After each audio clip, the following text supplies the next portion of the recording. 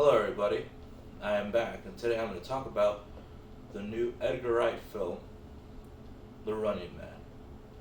Now, this is the new adaptation of the Stephen King novel, which he wrote under a pseudonym called The Running Man. The first time it was adapted was in 1987 with the great Arnold Schwarzenegger. Only problem was they didn't have the budget or the means to do the movie faithfully to the book, meaning that the whole world is chasing you. Now, as many of you know, if you've seen some of my Honest Critic videos, which I will get back to eventually, I've been very busy right now with work, school, and all that, but I am a huge Edgar Wright fan. Luckily, I'm able to see Shaun of the Dead, Hot Fuzz, and World's End in the theater, Baby Driver as well, and Last Night in Soho and the Sparks Brothers documentary, all great films. And I want to get geeky, and let's get some little trivia here. Well, not trivia, just some of the stuff that's weird. So this is Edgar Wright's second adaptation. His first one was from the comic book Scott vs. the World, and ironically, both have Michael Bacall as a screenwriter, co-screenwriter. And and because it's also an adaptation, I guess he has against Michael Cera, which I'll get to in a bit. Now, what is this about? The Running Man is about Ben Richards. He is struggling, and he needs money, so he gets on this game show called The Running Man, the most popular game show and deadliest game show. So think of Survivor, but you actually have to survive for reals, because you will be killed. Now, let's start with the positives. The character of Ben Richards is pretty good. He's early on shown trying to get a job because he's blacklisted by everybody in Co-op City, which is the fictional city he lives in. That's also in the book.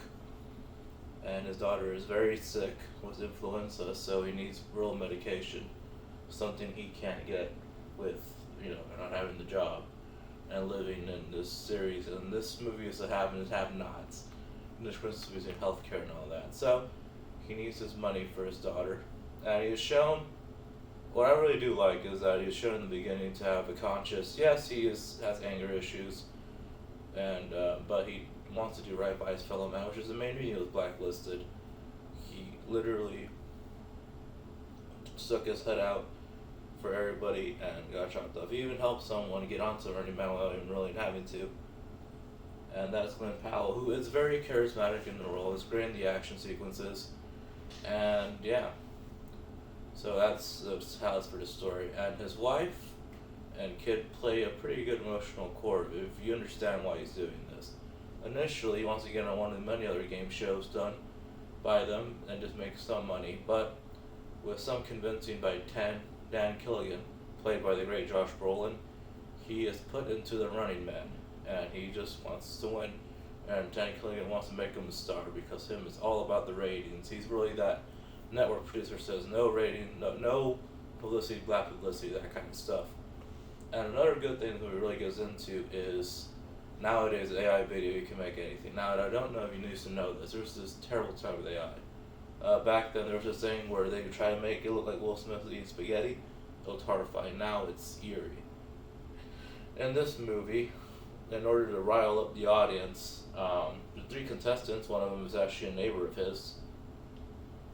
They are made to look like the bad guy. They literally used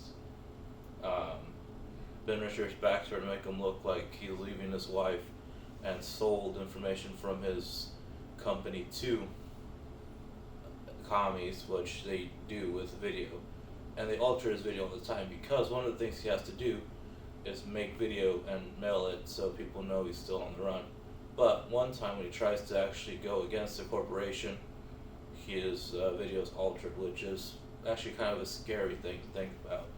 How something you can be said can be misconstrued and make you look the bad guy.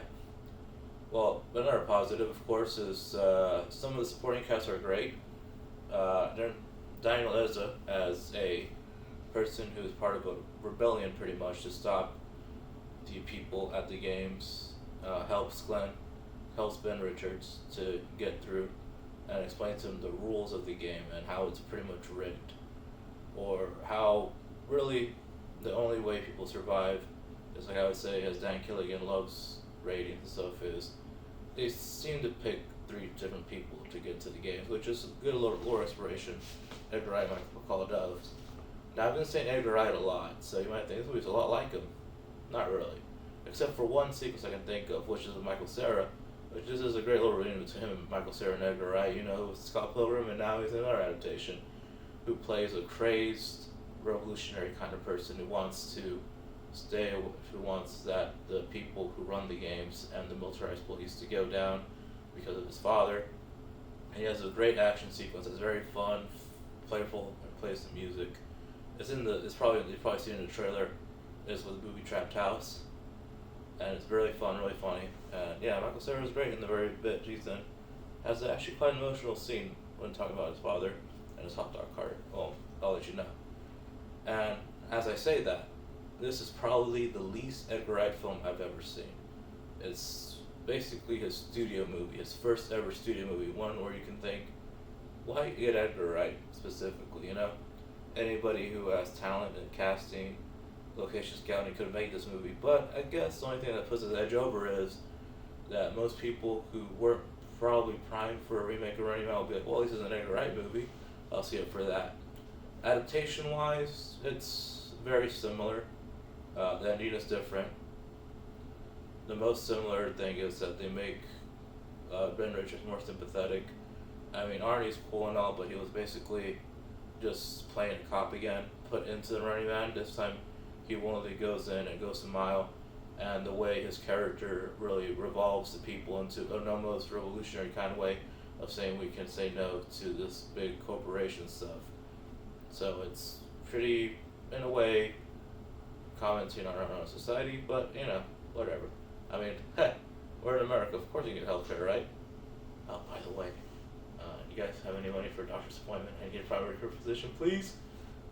Oh, what was that all about? Anyway, so I think I myself will give the film a very average score. It could have been a lot better if I feel like if Edgar Wright was able to flare more. But looking behind it, it was literally put production of November last year, so it was speed tracked. I guess he just wanted to prove to the studio he can get a movie done. And it's been this movie just came out. I'm doing a review now because I saw it recently. And it's kind of stumbling out of the gate. It's not really a running success. Kill me. But, yeah. Hopefully this is not going to be like other guys' first American film, which was also a bomb. But hopefully it can get some speed and people check it out. I recommend it. Try to see it as much, support it. Hopefully this can show studios Edgar Wright is capable of doing stuff well. And it's his first remake. Who would have known we're going to see an Edgar Wright remake, year 2025, the same year as The Running Man. And if you all seen it, comment below, tell me what you thought. I'll be uploading more reviews, more stuff, maybe some more videos. Hopefully I want to get set up doing video stuff. I recently did a thing for a guy for Overdose Awareness Month, and I'll be able to do that. And yeah, I'll see y'all later.